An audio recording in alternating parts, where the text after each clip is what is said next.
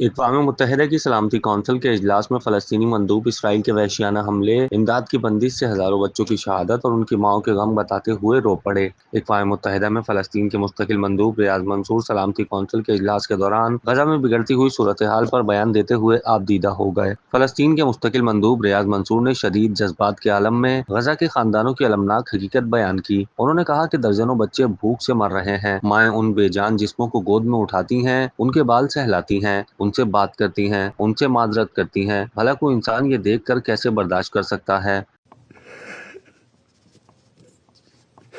Excuse me, Mr. President. I have grandchildren. I know what they mean to their families.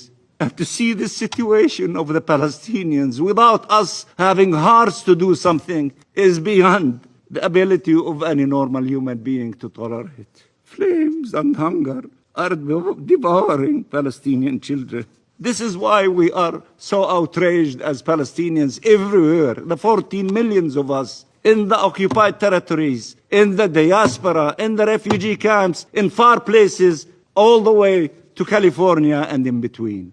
We love our children. We love our people. We don't want to see them going through this tragedy and this savage attacks by those who claim the virtues of fighting against barbarism. If we stop this genocide before she is killed too, Ward. Dr. Najjar, who was honoring her noble mission as a doctor trying to save lives, saw her children as they arrived to the hospital, their bodies burned and already dead. She lost 9 of her 10 children.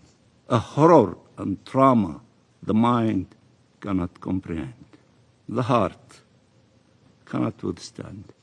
क्या आप कारोबार की तशहीर चाहते हैं या social media platform manage कराना चाहते हैं? तो देर कैसी, अभी राब्ता करें ओनली न्यूज़ की टीम से। हमारा कॉन्टैक्ट नंबर आपकी स्क्रीन पर है।